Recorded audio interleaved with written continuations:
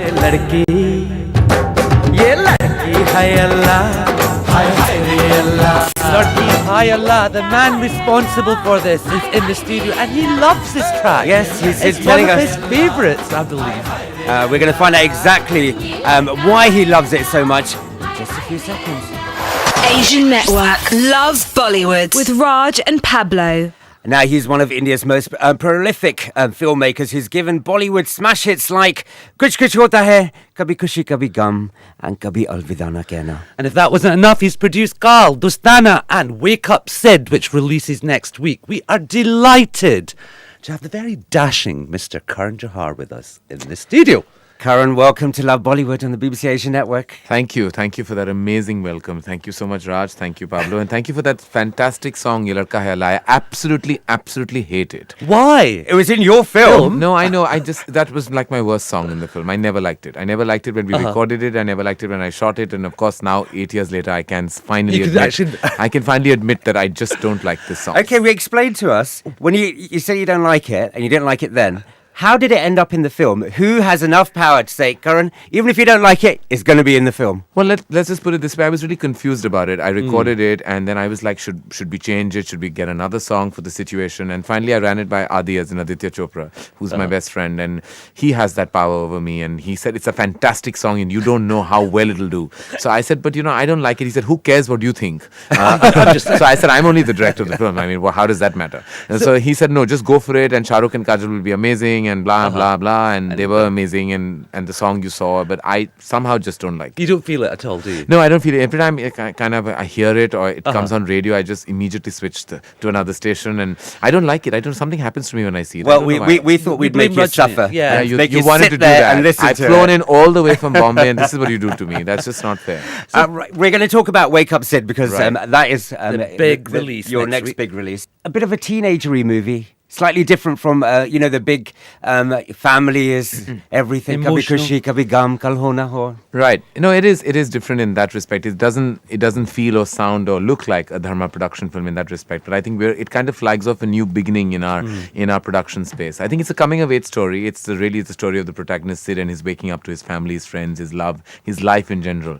But I think that the parents also will connect very deeply with the beats of the narrative, because I think there's a Sid in every home, be it a boy or a girl. There's really a Sid who's at career crossroads, dilemma, post-college, where do they go, what do they do? And I think the parents also go through those beats of dilemma with the child. So I think that the film has a broad audience base, I believe. Karan, is it based on your life? Not at all. I was too fat to be a lost child. So I never was. And I was always ambitious. The only thing I have in common with Sid is that I was definitely confused about what I want to do career-wise. Take the business path or the creative path. And I think that dilemma is what Sid also goes through. Yeah.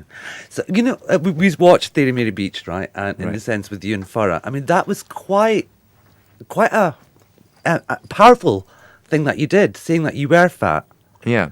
Why and how? I mean, is it easy for you to talk about it? Yeah, of course it's easy. I mean, it's fine. It's not that I'm the most slim person just now, but what I was with all of my 120 kilos at that point of time. Actually, my big wake-up moment really was when I saw the Zee Cine Award. I won it for Kuch Kuch Hota Hai in 99. And yes. I always thought, you always think you're fat and then people don't really tell you. Were you wearing a grey suit? It was a bad suit. I was in some kind of a beige suit. And my mom said, you're not fat, Karan. You're pleasantly plump. And that's the big lie mothers tell their children. If your child is fat, in your own way, please tell them. And she always bought jeans that were 4 inches too tight. So I always struggled through wearing them all through my childhood, which I said on Farah's show. But when I saw that little on Z, I saw that little excerpt back home after I had won the award. That time I thought I was looking really great. I mean, I thought I looked really good in that suit. Till I saw myself on television and I swear I couldn't see anyone but me in the frame. There was just me blocking the camera right through. And I looked monstrous, I looked obese, and I just looked too fat. So I said, I have to do something about it. And that's when I had my first wake-up moment, really. Okay, so how has life changed now that you've lost the weight? Well, life is the same and nothing has changed. I'm still the same person. It's just that I can actually go into a shop and ask for a waist size or that is believable and that is acceptable. It differs from time to time. Go on, today. Size does matter, but one can't disclose it. With Wake Up Sid, Ranbir, was he the first choice for the film? No, I was, but then I decided that I would let that pass. But why? No, it's just that because, post Rock On, I didn't want another director to kind of come on and kind of take the limelight. So what I did was I allowed Ranbir to be the first choice. And I was so magnanimous, nice of you. and I paved the way, really, because I thought Ranbir was effectively the best choice for Wake Up Sid, because I believe when you see the film, you will completely know that Ranbir was born to play Sid. I think he is Sid. I mean, he just doesn't know it, but I think he is Sid. You've done the promotions of this in a very different way, in the sense of like you've got the blogs up, you've got like the kind of teasers and stuff. Right. Is that a conscious decision by your part, or? I think all of us, UTV and us, collectively decided that we would cater to the demographic of youth in a way and do all the platforms and verticals that the youngsters kind of go on to promote and market Wake Up Sid. And I think it was an effective, conscious strategy on our parts to do that. And what about pairing Ranbir with Konkona? Because that in itself is interesting, because Konkona usually does your kind of, offbeat films. Say it, call it art house. Yeah, Call she it did. Well, art okay, house. fine. Just say it, succumb to that word. Yeah. What happened to glamour? What happened to glamour? It's fine. I think, the role of Aisha Banerjee is an intellectual girl born and brought up in Kolkata, and she moves to Bombay to work in an intellectual magazine space. I mean, the first person that came to all our minds when we heard the beats of the character was Konkona Sen Sharma. And I said, why take the conventional path? Break the shackles of of just being conventional and do something unusual for a change. Konkona and Ranbir, I knew, would have a question mark or an exclamation mark. Yeah. There Right. would be a 50-50% Yeah. divide. But I think if you're safe, sometimes you get sorry. So it's nice to be brave and get rewarded for your bravery in retrospect. And we're hoping that's what happened. I must ask you, because when you walked into the studio, I very nice leather jacket. Yes. Last time we met, you were wearing your own label, if you remember. Where was that? It was a black jacket with With with a white finish. Right. How's the fashion side of things going? Good. I'm actually coming out with a label of my own with Varun Bell on the 16th of October. It's the Couture Week in India. Yeah. That's Diwali as well, isn't it? Yeah. Around about then. It's the day before Diwali, and we're the finale of Couture Week, and it's going to be a fun show. It's the first time that I think my collection is officially coming out, and I'm excited. It's another thing I'm doing in my life that I'm kind of really happy about. What does Manish Malhotra say? Manish Have you seen Malhotra, no. I think it's a men's line only. So effectively, I'm not really in Manish's space. But Manish and I, we kind of have a synergy, and we've worked together for so many years that it's great fun. I'm going to make sure he wears one of my suits to my own show. That's a good idea. So what is the collection? Is it Bollywood? Is it like, No, it's classic not for Bollywood. men, or? It's contemporary classic, whatever that means. What does that mean? It doesn't mean anything. It's what I'm saying. Why? Right, what is Karan? Right, okay, like you've been on covers of magazines, you've acted, you've directed, you've produced. Now you're fashion designer. Right. What is Karan Johar? Confused, I suppose. That would be the word to describe me. Yeah, no, I think, I don't know really. These are few of my dreams really I've had as a child. I had 5 career options. I thought I'd be one part of me said, okay, I should act. Then I looked at myself hard and said, no, that ain't happening. Then I said, maybe I should be a fashion designer. I said, no, but does that really pay well? People just think I'm an upmarket tailor. Then I said, okay, maybe I should direct a film. Then I said, that seems tough. Then I said, should I do what my father does, produce films? I said, no, that seems like really boring because it's only money oriented and all that. Then I said that maybe I should just kind of get into the world of advertising, do stuff there. Today I'm glad that I also dabbled with wanting to kind of do stuff on television. But all these options were in front of me, and much like Sid, I was at career crossroads. I'm glad today that I actually have done all of that and yet kind of do what I really love to do, is direct movies. That's my primary passion and will always be. And has that been beneficial, just monetary wise? Could you do something and just do it for the love of it without thinking, I don't care if I earn money or not? I think the kind of perception that Dharma Productions and we have is not really close to the monetary reality that exists, because I think I have not the kind of money that people think I do, because I think a lot of it goes on celluloid, because I believe that, I would much rather make a beautiful frame than make money on it. And that's just the way it is at Dharma Productions. We believe in kind of putting stuff up there and not in there. But you've got a lot of productions coming out now. You've Right. got Gurban coming. You've got the other one is My Life. My Love Life or something? What's the other one? My love life would not be something I would make. Yeah, exactly. because there was no point in doing that. No, there's a film called I Hate Love Stories. I Hate Love Stories, with yeah. Imran and Sonam. We're still working out on that. And there's the adaptation to Stepmom, the official adaptation with Sony Pictures, with Kajal Kareena and Arjun Rampal. There's, of course, Kurban releasing end of November. There's My Name is Khan early next year. So we have a full plate. We're excited. We got some emails for you. Can you please ask, this is from Shameen, can you please ask Karan, why does he always cast Shahrukh in the main lead for all his directing ventures? God, I've never, ever been asked that question. I had a feeling you were going to say that. God, that's a tough one. Well, what do I say? Shahrukh is just, I mean, apart from being family and being, I suppose, one of the hugest movie stars this world has produced, he has a great comfort zone with me and vice versa. And it's just always great to have him on set. I think I do my best work when I'm working with Shahrukh. You know, there was a lot of cynicism, like when, he was stopped at the airport. Was it a publicity stunt, people were saying? I mean, that is the most ridiculous thing to insinuate. You think Shahrukh or me have that power over Homeland Security? I mean, what would I be doing here in the studio if I did? I mean, no, it was not. It was something he went through. It was sad and not very nice. And it happened. And why would I want to promote and market my film 6 months or 8 months before it's released? Exactly. So it kind of is ridiculous. It just happened. It's an event that happened. It upset him and we moved on. And I think to insinuate that it's a publicity stunt is really the most unaware, ridiculous thing to even think Totally. of. And let me ask you, Karan, you said Shahrukh's, family and your close friends. So when you're together or you're just hanging out or whatever and you don't talk about movies or anything like that, what do you guys do? Do you just, We talk about other people's movies. Oh, So we I talk. see. And who's in favour at the moment? Or do you guys sit there and go, that person really shouldn't have made We that never. movie? I mean, no. I think that's just. I'm just trying to be funny for no reason. Actually, there's lots we have to talk about. I mean, I think there's so much really to kind of talk about. He has his kids, he has his family, and his kids are always around. So we're invariably talking about what Arin and Suhana did in the day, how Arin imitates this, and how Suhana can do this. And I think they're like my godchildren. So just making them do things in front of us is now our entertainment. We're growing old. What do you do? With My Name is Khan, apart from, everybody going, talking about Shahrukh being stopped and the big publicity thing and all the rest of it, it is quite ambitious, isn't it, the film? You're doing something quite different with this. It is a different film. It definitely has a totally different syntax and tonality from any other kind of film I've done with Shahrukh. I think Shahrukh playing a character, which he plays, a character called Rizwan Khan, who has a disorder, has Asperger's syndrome, which is high-functioning autism. I think is the first for Shahrukh to kind of portray a disorder on celluloid. He hasn't done that before. Then the film has a strong message in it, but of course effectively and emotionally told. And the love story of the film, I believe, is the film's real inherent strength. The love story between Rizwan and Mandira, played by Shahrukh and Kajol, really forms the base of My Name is Khan. And I hope everyone really likes the music, because again, the music is very different from what we've done, but very Sufi, very soulful, and I think you guys will love it. Yeah. Why is it that only you can get Shahrukh and Kajol together on screen? They like me. They really, really like me. Oh, bless. Simple. Okay, what are your likable qualities then? What is it about you that they like?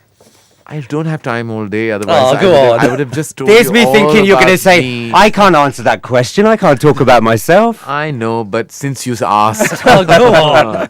I mean, look at me. Just look at me. I'm just wonderful. I'm charming. I'm sweet. I'm nice. I'm positive. There's only I'm room happy. for one ego in this room. And that's mine. Oh, Thank you God. very much. Well, then take it. It's your ego. You keep it. We got another email here. This is from Manveer Singh, who says, will Karan ever make a film with Mr. Amitabh Bachchan and Shahrukh in the same movie? I would love to. I mean, I had a great experience directing both of them. They're legends. I mean, I'm so glad I had the opportunity on one film to direct Shah Rukh Khan, Amitabh Bachchan, and have Lata ji sing a song. Wow. I don't think I could have asked for any more. I think I could have died right after that, actually. And I'd love to, if the given opportunity comes script-wise, I would absolutely love to just have them in the same frame again. It would be Wasn't that awesome. really scary for you, though? You know, It did. telling I- Mr. Bachchan what to do, directing him. I mean, initially, I've kind of grown up in front of him. So I have actually, I'm one of those few rare privileged people who have a really easy equation with him. Like, he's seen me since I was 2 years old. So we actually have our moments of laughter and humor and it's kind of, Abhishek and me kind of go way back as well. Shweta, Abhishek and I are childhood friends. So he kind of treats me like one of the kids. Right, So okay. it's just easier for me, I think I have the privilege and I think the access more than the other directors might have had. But you're working with family, so to speak, like this Mr. Bachchan. How do you become the director? How do you get him to respect you? How does that all work? I think the fact that he's doing your film, he respects you in any case. Right, And then okay. after that, you really, who am I to really tell Amitabh Bachchan what to do? He's going to tell me. That's the way it is. When he has the scene, he knows how to graph it. He knows his lines. He knows how to take his mark, his cue, his focus. He knows everything. You just have to stand there and applaud. And that's what I did right through Kabhi Khushi Kabhi Gham and Kabhi Alvida. Well, we also know that you know a lot of the industry. So is it true that Mr. Bachchan and Shahrukh Khan do not get on whatsoever? That is not true at all. In fact, Shahrukh just had had a surgery very recently. And in fact, the first person when Shahrukh got back home to come and meet him was Amit Uncle. He came home and I was there. And it's all, a lot of this conjecture. I'm not saying that we're really a happy film fraternity and everyone loves each other. That's not true. Nobody really, really, really loves each other. But just, I think everyone's civil, everyone's polite, and everyone really gets out of each other's way. A lot of the conjecture and a lot of the so-called tension and stress and hatred and animosity a lot of it is made up. Of course, some of it exists, but a lot of it does not. Are you going to be mediating between Shah Rukh Khan and Salman Khan? I stay out of people's way, really. If they have a problem with each other, it's not up to me. I'm not a peace minister. I'm just a director and a friend. What do you think of Vivek's remarks about Aishwarya when I think he referred to her as Tupperware, didn't he? Allegedly. Aishwarya is an exceptionally dignified lady. Indeed. And I think she is a wonderful daughter-in-law to her in-laws. She's been a wonderful daughter to her parents and a fantastic actor. And I don't think talking about her right now in any other way but as a daughter-in-law, an actor, and as a daughter is kosher. You and Abhishek, you said you go back for years, like friends and all the rest of it. Now, he fell in love with Zinat Aman, yeah? Is it true you cried watching Zinat Aman in Dostana? I cried. Yeah, when she was performing a song. This Abhishek must have just... Yeah. He's such a bloody brat, He's just a brat. I don't even remember half the stories Abhishek attributes to my childhood. I just want to tell you. He just makes up these stories and says, you did this and you did this. And I'm like, I don't remember. I don't remember crying. I used to cry because when Zinat Aman was... I thought Zinat Aman sang. I thought all of them really sang. Right, I understand that. I just thought when I was young, I didn't know that there was Lataji and Ashaji who were doing the singing and acting. I just thought they all had beautiful voices.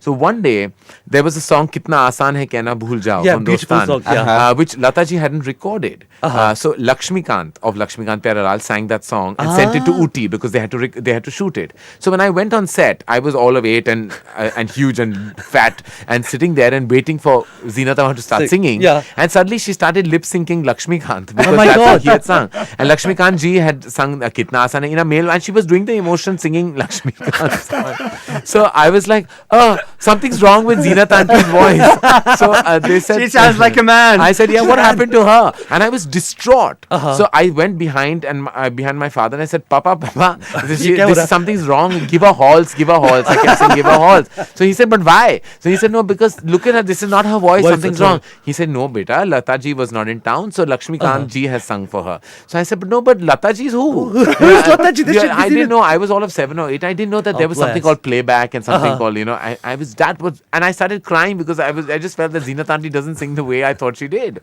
That was kind of my big crying story, but I don't know what Abhishek's told you. Don't What do you want to tell us your story about a haunted hotel in Scotland? My haunted hotel. Yeah, one of your friends told us. One of your friends Farah Khan has told me. Well, I want to just tell you, I was not the one freaked out. Farah Khan, one day at 3 o'clock in the morning, I get a hysterical bang on the door. I open it, I see Farah Khan, all of Farah Khan, in a Tom and Jerry night suit or something like that. She had some kind of like big cartoons on her night suit. And firstly, that was scary. That was scarier than the haunted hotel. I want to tell you. And she said, listen, a ghost was on me. And I was like, lucky you, at least you had somebody on you. I said, it's in the middle of the night in Scotland and there's been no action in a while.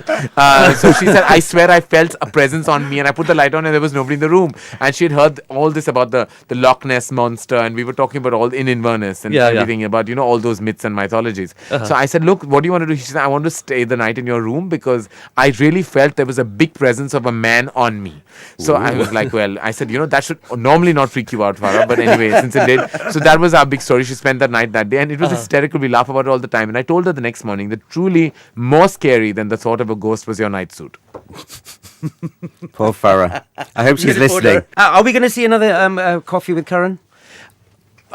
Maybe next year. It's something I really want to do. It's a hobby I want to revisit again. I enjoy doing it. I miss it. And more people I think are interested in that show than my movies. So I think it's very heartening to hear that on one level and really sad on another. Because every time I get people say, "Hey, when's your?" and I'm going to think that they're going to ask about my next movie, and they say, "When's Coffee with Karan coming back?" and I'm like, "Oh God, okay." I'm going to do it next year. And how difficult I mean, because, well, we're changing sides here. Like, you know, when you're interviewing somebody, how difficult do you find it? Or is it all prepped for you, scripted for you? So you just come in, learn, and ask the questions? In fact, the big thing about Coffee with Karan is that it's not prepped, it's not rehearsed, it's the people I know, and I don't, in fact, if you notice on the show, I don't look at any questions when I'm asking. Yeah. The only thing I really look at is the rapid fire round. Otherwise, it's just really, it's one thing leading to another. And the way I believe an interview should be done. Do you think that after appearing on your show, that's what made Rakhi Sawant? I mean, no, I think she's just an entity of her own, and She's a she's one of a treasure. kind. She Yeah. really is. I mean, she should be preserved for posterity. She is something else. For her. She is possibly the most interesting person I interviewed on that show. Are you friends with her?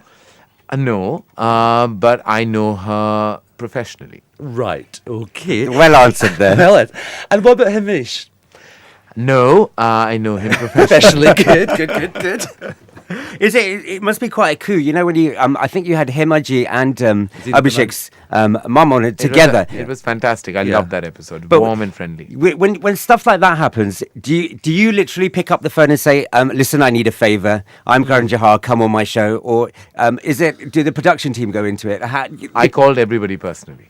I think it had to be. It was a personal show. It was an intimate show, and it had to be personable. I don't make anybody else make the calls. If there were senior actors or people I know, whether they're friends or not, I made all the calls on my own. We should do that. Yeah, we just haven't got anyone's number. Yeah, that's it. We'll borrow your phone one day. No, you'll have to steal it for all this, which happens to me very often. Does it? What do you do when that happens? When someone, your phone goes missing, you've I've got lost my Abhishek's phone number, about you've got 6 John's times. number, you've got everybody's number in it. What do you do? It's gone. So who changes their number though? I don't know. Do you have to phone up everyone and say, look, I've lost my phone, so if you get any calls... See, what happens in the industry, no one really picks up the phone if they don't have your number. So if just a number flashes, no one picks it up. Yeah. Unless the name is fed in, no one really answers the phone. So it's okay. Yeah, so it's fine. Even if you have John Abraham's number, he's not going to take your call if he doesn't know you. Yeah, do you want to bet? But he knows you. So that's why he might Okay, take your call. fine. So it's fine. not fair. Talking But about if- John, let's talk about Dostana. One of our favorite movies. Really? Firstly, I want to know, why was Shilpa Shetty doing Shut Up and Bounce just as an item number in the beginning? She Is was that because wonderful. of the NRI appeal? No. It was really a song that we actually initially, when it was conceived, it was the title sequence of Dostana. And Vaibhavi got in, who's the choreographer Wonderful. in the film, and she said that, look, let's give the song a face. It'll just resonate much better. And I said, okay. She said, a girl who has an amazing body, who's sexy and hot. And everyone in the room said, let's go for Shilpa Shetty because she's amazing. She has an amazing body, and she's just hot, and she's a really sweet girl, and I know her really well. And it was not for any NRI appeal. It was just because she was going to add so much glamour to the beginning of the film. She'll set the tone for Dostana, we thought. Were you nervous about that film because of like some of the issues it raised? It was. I was nervous because it was a rom-com with an edge. Yeah. And of course, it was treading on homosexual territory for the first time in mainstream cinema. Yeah. It was to lead actors play acting, even though they were play acting, but they were play acting gay. Yeah. And we wanted them to play act gay straight, which again has not been done because it's been caricaturized in a certain sense. And the most important moment of Dostana, truly, which I think is one of the most progressive moments of Indian cinema, is when Kiran Kher accepts her allegedly gay son. Yeah. Though you and I know as an audience, That he's he's but straight. she thought he was gay. And she accepts it and feels really guilty for not having understood her son's feelings. And I think for me, that is a path-breaking moment. But even that you achieved with quite a bit of comedy, because you used the song, the iPod, Kabhi Khushi Kabhi Gum, Yes, and all but that. the eventual reality is that she does accept it. And you have to watch out for more madness in Dostana too. It's going to be quite fun. What is happening with Dostana too? Tarun is still scripting it. He's still writing it. So I'm not going to say anything till I've read the whole final draft, but we're very excited. Well, everybody keeps going on about but Priyanka not being in it. Well, Priyanka's with Bobby Deol now, so it might be tough for her to make her way back into the sequel. Would So- it be Katrina? Yeah. We don't know, but we'll see very soon. Are you responsible for everything that goes on in your company in the sense? Does the buck finally stop with you, or have you got nice, talented people around you? I think it's a kind of a democratic organization. Like we all do stuff together. It's always consulted. They're all the directors. And we sit together and chat about stuff. It's not that, it's in that respect, it's not autocratic. It's very democratic. And I believe that that's the only way an organization should be. But do you shout at people? I don't. I lose my temper very rarely. Really? I think when I really I might scream once or twice in the whole year. Well, to clear something else up for us. Did you lose your temper with Karina when Kalhona Ho was being made, and you actually wanted Karina in it, but then Priti ended up doing it, and because she was being too demanding, she was asking for too much money, and some of the press was saying that Karan lost his temper with Karina and she walked out. I didn't lose my temper at all. In fact, it was. Karina is my most favorite person. Today, everybody knows that, and we had. I think when you're so close to each other, you hurt even more easily. Yeah. So I think we went through a phase where there was, of course, an altercation that happened during the casting of Kalhona, and there were something she said and something I didn't agree with, and eventually we just landed up sulking with each other for a year. And it was like we met at an event and we both looked through each other, like literally, and like we walked past each other, and it was a bit over dramatic and stupid. But I think you only do that with people you love. If they bother you only if you really care that much. And I remember my father was diagnosed with cancer when I was filming for Kalhona Ho, but the first call I got really was from Karina. When she found out that, and we hadn't spoken for over a year, and I still remember I was in my room in New York, and the phone rang and it said Bebo calling, and that name hadn't flashed in a year. Right. Okay. And she picked up and she said, "I just heard about it. Are you okay?" And I said, "Yeah." And then we just spoke, and we got really emotional on the phone because I was going through a phase at that time, and and we both had a little bit of a cry, and we were fine right after that. And how's Kurban shaped up? I'm really excited about Kurban. It's really, really an unusual film coming from us again. And I think the ensemble performances, be it Saif, Karina or Vivek, are amazing. I think Renzel's directed it absolutely fantastically. It's great visually. It has some really great music. I'm really excited, but that's just me. And I'm hoping the audience has the same perspective as I do when they see it. And is Karina quite happy at the moment? Because everyone's talking about her and Saif. Yeah. Do you think they make a nice couple? I think what was tough about Saif and Karina and Kurban was for them to tap in onto a chemistry, because real life couples very rarely kind of portray chemistry on celluloid, as we all know. It doesn't. But what is interesting is they've managed. You feel the love and energy and passion when you see them on screen, and I think that's full credit to them as actors. But the posters are very, very risky, very sexy. Well, one's a bare soul and one's a bare back. Very well fit. Very well fit. Karan, so when you're approached by actors who you haven't worked with, obviously everybody knows about Rocky Savant on air going, begging for you for a role. Do they have to? Do you kind of go down the route? Send me your CV, send me your film, or come for a screen test, or yeah. You know what happens is, I think when you reach a certain position in the industry, you also become a slightly. What do you say? Your access levels are not very high. So the people you meet are pretty much from within the film fraternity. Indeed. So from the outside, really, there are divisions of casting that people go to, but people don't approach me directly at all. Barring the people who are within the industry who you meet and you have it's happened with me. I've gone up to Sri Devi and said, "I'm dying to work with you." Right. Okay. Similarly, you've had actors come up to you and say that, "Look, we'd love to work with you." So it's a give and take like that. I really, really, really want to work with so many actors, and I have no problem going and telling them that look, I really want to work with you. And I remember telling Shabana ji that once, years ago. I met her at a party and I said, it would be my honor to direct you one day. Yeah. So similarly, you have some lead actors who may want to work with you, come and say the same. But it's not that it's happening all the time. Like people are coming and just saying, "Oh, we're dying to work." It doesn't really happen. I think these are all things that are people's heads. They don't really Do you feel alienated at times then? In the sense, if you've got such a close circle through success. What I do to open my own vistas is, I know a lot of people from outside of the industry, and I'm not deluded by nature. A lot of my industry is, though. I think delusion is a big disease that's rampant in the industry. I think a lot of people have misconceptions of their and misconceptions of their sense of power, their sense of performance, their sense of their box office performance of many of their films. I'm very in touch with reality. I like to be. So who would you say is completely deluded in the industry? There's not one, there are 20. There you go. You can name all 20 if you want. I can't. Yeah. I just can't. But there are, and let me tell you, it's very tough not to be deluded when you're kind of in a position of power. It's tough. And I think you need things like, sometimes just platforms give you a reality check. Going online gives you a reality check. I mean, just finding out about yourself where people are actually sharing opinions in a chat room give you a reality check. Do you Google yourself? All the time. And That really kind of 3 years ago I entered the world of Google. Yeah. And I thought people just love me. Till I realized I went on to Google and I hate Karan Johar groups. And Yeah, I was what like, is that So about? what happens when, you know, like if you get bad press, or you know that some people have started part of the job, and a lot of them make sense when they write certain things. They're like, yeah, he makes these Mushy soppy, movies. mushy Yeah, yeah, yeah. melodramas. Yeah, I do. He's always taking Shahrukh Khan. I do, and he doesn't make conventional path-breaking cinema. Yes, I don't. So there are a lot of them make sense at times. What's the worst thing you've ever read about yourself where you've kind of thought, what rubbish? There are so many god-awful things. I mean, some of them are unsayable, some of them are unprintable. Indeed. So I won't go down that path. But let me tell you, if you wanna really grounded reality check, go online and spend 2 hours, and trust me, you'll be fine at the end of that. One thing you have to promise is you have to change your face picture on Wikipedia. I have to change my. It's It's a very strange disgusting. picture. It's Yeah. a strange picture. What do I know? Did you say it's disgusting? It's hot. It It doesn't do you virtue at all. No, I know. No. What do I do? I have to find out the route of doing that. I've seen it Yeah, myself. it's not good. It's not- Wikipedia.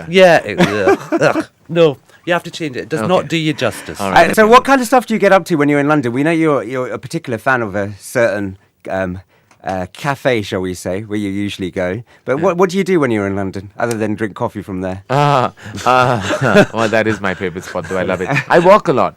I walk a lot. I think I love walking through the park, and I love sitting in the park and just staring and doing absolutely nothing. I think we rarely do that in Bombay.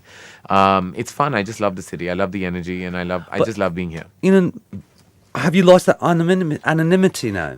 In the sense of being in London, because everybody will recognise you and see Yeah, you. but there are areas you can Yeah. go to and people won't. So you've kind of mastered the art of knowing that over the past few years. No, so I can totally be unrecognized. That's fine. If you want to be recognized, that's fine. I mean, that's also okay. That's great. Have you ever had issues with fans, you know, like who slightly step over the stalking. line and become stalkers? Oh, I've had many people who've said rude and nasty things to me on my face. Sometimes people make a perception of you from what you project. They think that I'm a talk show host. So I'm chatty and bubbly the and time, happy yeah. and friendly, and I am all that. Sometimes you're not. In terms Yeah. of like you're tired, you're checking in. I've had like this lady come up to me at the airport just 2 months ago. I was just checking in and I was rushing to catch my flight and I was late. And she said hi, and I said, oh hi, and I said hi and I was moving on. So she's saying, so rude. So I was like, she's saying, you're so friendly otherwise. I'm like, where have you met me otherwise? Hello. And I'm, where am I meant to be friendly? I mean, so she said, you're just so cold. So I'm like, but I just said hi back and I was What going would to you catch want my me to flight. What do you say? want to go hug her? Yeah. And ask her like what happened? Are you okay? Are your kids okay? Is your husband Yeah. okay? Come over for dinner. Yeah, like so people kind of make an opinion about you in a certain sense, which is amusing and entertaining and also great because people say some wonderful things all the time also. But that one-off moment you will find. The other thing, on a serious kind of business perspective, Dharma Productions, you've moved away from the Yash Chopra camp now for Right. distribution. Are you with, what company have you signed with? Or is it separate distribution deals for everyone? Well, actually, Yashraj is that hand on my head that will always be. Right, okay. I'm like, Yash Uncle is like my father figure. He's like after Papa passed away, really, he's been the biggest influence in my life. And personally, we're even closer to it than we ever were. Professionally, they took a call that they would only distribute the films that they are producing, which as you can see is happening. Yeah. They're not taking on anybody else's films. So we decided that I would have to kind of, move out of that distribution-wise. Right. And UTV seemed like the best option to me because I've just known Ronnie really, really, really well for very many years. We've interacted on various forums and platforms, and we've always wanted to do some stuff together. And I have a great comfort zone with Ronnie and Sid at UTV, and they're great people. They're people who I share a common aesthetic with, a common sensibility with, and a common passion for cinema in a certain sense. So I've had a great working relationship with them. On Wake Up, Sid and Kurban, it's with them. Right. And is it true that you got paid a whacking amount for Cannes with 20th Century Fox? Was it a I crore think there, so again, over 10 crores? Or? I mean, really ridiculous amounts are floating around. Let me just tell you that we've spent more money in Cannes than we've made. But I mean, that's the reality. And if I really tell you, no one will believe me. But that's the truth. But of the is situation. when you say you spent money, is that most of it paying Shahrukh Khan? Because Shahrukh is actually going to make no money on Khan. I can assure you, he's going to make nothing. He's a co-producer with me for passion, emotion, and drive, not for money. I can assure you, Khan is the one film I will make the least amount of money in, and Shahrukh included in that. We've made no money. It's a passion project, and it truly everything we have made on that film is really up there for you to see. It's really been possibly my most expensive film, and it's really, really only thing that drives the film at our end is passion, nothing else. Karan, we're going to rush through some text messages that have come for you because we're running out of time. Right. But before we do, just want to quickly ask you about what you celebrated at college, HR, last week. Yes. What's going on there? It was 50 years of HR, and me and Kumar Mangalam Birla were kind of the big alumni that were awarded. There were 50 other alumni as well, and we were given a lot of, we were really, it was a very heartwarming moment. We were honored there, and it was fantastic to be honored by our own college, and it was a big wonderful event. HR has become quite the college now, so it was great to kind of be honored by the institution that in a sense nurtured you. What did you study there? Commerce. Commerce. Complete commerce. Ironically, I found the world of art after that. Right, okay. And your head teacher, Mrs. Shahani, yeah. Yeah, she said you used to be the first person in class. I was academically on an overdrive. All I did was study. Really? Yeah, I don't know. I was a topper in school, and then I topped university. Did you have a lot of friends? I did, actually, because I somehow managed the balance always. Shaista says, can you just say to Karan, thank you very much for bringing Kajal and Shahrukh back on screen in My Name is Khan. Really looking forward to that, Geordie. Man, I can't thank them enough for being a part of it. Nazia from Coventry's emailed, since you are having Karan on your show, I was wondering, could you say thank you to him for getting Shahrukh and Kajal together again? Well, thank you. And when is Coffee with Karan returning? Also, this is from Kulvinder, who says, hi guys, he's emailed in. Please ask Karan Johar a very important question from me. I've enjoyed all his movies, and I really enjoyed Kabhi Alvida Na Kehna. I'm a great Dharmendra fan. Would you ever cast Dharmendra in a movie? I'm a big Dharamji fan myself, and I just adore him. He's one of the most gracious, kind and gentle people you've ever met. Karan, well, we've got to ask you, what do we have to do to get a part in your next movie? I don't know, actually. Take your time. Take your time. No, take your time. Should I take Like now? Okay, can I take a year to decide? Can we just say it's been a pleasure having As you on always. the Thank you, show? Raj. Thank you, Pablo. Thank you very much. Thank you, both of you, for having me. And do let me know what you think of Wake Up Sid. We definitely It's will. out. Mr. Karan Johar, thank you very, very much. Thank you. You've been listening to Love Bollywood with Raj and Pablo on the BBC Asian Network. Now, if you've missed anything, you can always listen back. You can even download the podcast. Till then, love us. Love Bollywood. Bye.